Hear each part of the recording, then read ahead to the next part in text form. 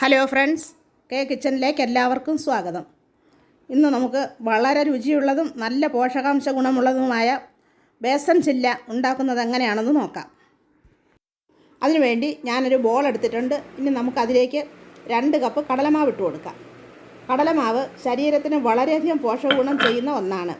അതിൽ പഞ്ചസാരയുടെ അംശം ഒട്ടും ഇല്ലാത്തതുകൊണ്ട് അത് ഡയബറ്റീസ് ഉള്ളവർക്കും അല്ലാത്തവർക്കും എല്ലാം കഴിക്കാവുന്നതാണ്.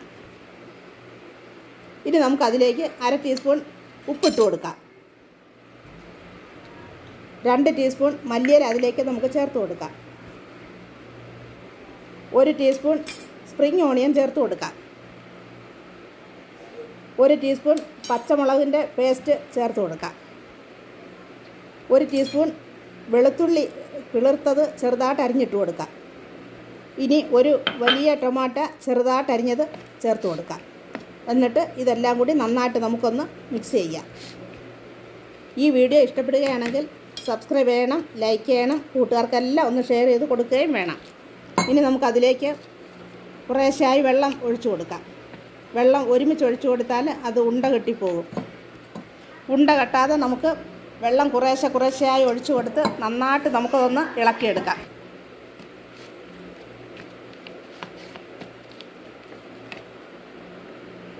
ഇപ്പോൾ അത് പരുവത്തിന് വെള്ളം ഒഴിച്ചു കൊടുത്ത് നന്നായിട്ട് ഇളക്കിയെടുത്തിട്ടുണ്ട്. ഇനി നമുക്കതിലേക്ക് 1/4 ടീസ്പൂൺ ബേക്കിംഗ് സോഡ ഇട്ട് കൊടുക്കാം. എന്നിട്ട് നന്നായിട്ട് അതൊന്ന് മിക്സ് ചെയ്ത് കൊടുക്കാം.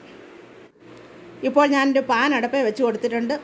അത് ചൂടായപ്പോൾ ഞാൻ അതിലേക്ക് ഒരു സ്വല്പം എണ്ണ നന്നായിട്ട് നമുക്കതൊന്ന് തേച്ച് പിടിപ്പിച്ച് കൊടുക്കാം.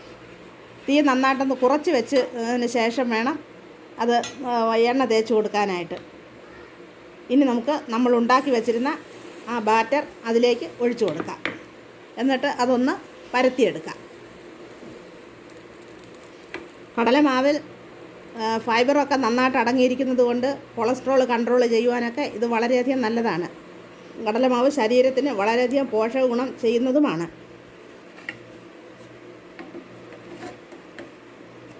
ഇപ്പോൾ അതിൻ്റെ ഒരു വശം വെന്തിട്ടുണ്ട്. ഇനി നമുക്ക് അതൊന്ന് തിരിച്ചിട്ട് കൊടുക്കാം.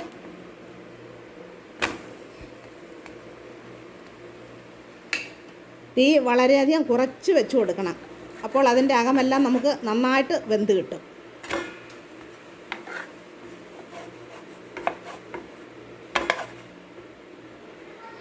ഇതുപോലെ തന്നെ ബാക്കിയുള്ളതും കൂടി നമുക്കിതുപോലെ ചുട്ടെടുക്കാം. ഇത് കുട്ടികൾക്കൊക്കെ വളരെയധികം ഇഷ്ടപ്പെടുന്ന ഒരു പലഹാരമാണ്.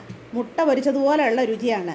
രാവിലെ നമുക്ക് നാസ്തയ്ക്ക് കഴിക്കുവാനും വൈകിട്ട് ചായയുടെ കൂടെ കഴിക്കുവാനും ഒക്കെ ഇത് വളരെയധികം നല്ലതാണ്.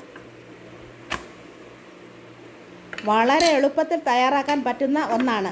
അതുകൊണ്ട് ഇത് എല്ലാവരും ഒന്ന് ഉണ്ടാക്കി നോക്കണം. വളരെ ഇഷ്ടപ്പെടുന്ന ഒരു നല്ല പലഹാരമാണ്. ഇപ്പോൾ നമ്മുടെ ബേസൻ ചില്ല ഇവിടെ റെഡി ആയിട്ടുണ്ട്. എല്ലാവർക്കും ഇഷ്ടപ്പെട്ട് കാണുമെന്ന് കരുതുന്നു. ഇനി ഒരു നല്ല വീഡിയോയുമായി നമുക്ക് ഉടനെ കാണാം. വീഡിയോ കണ്ടതിന് താങ്ക് യു.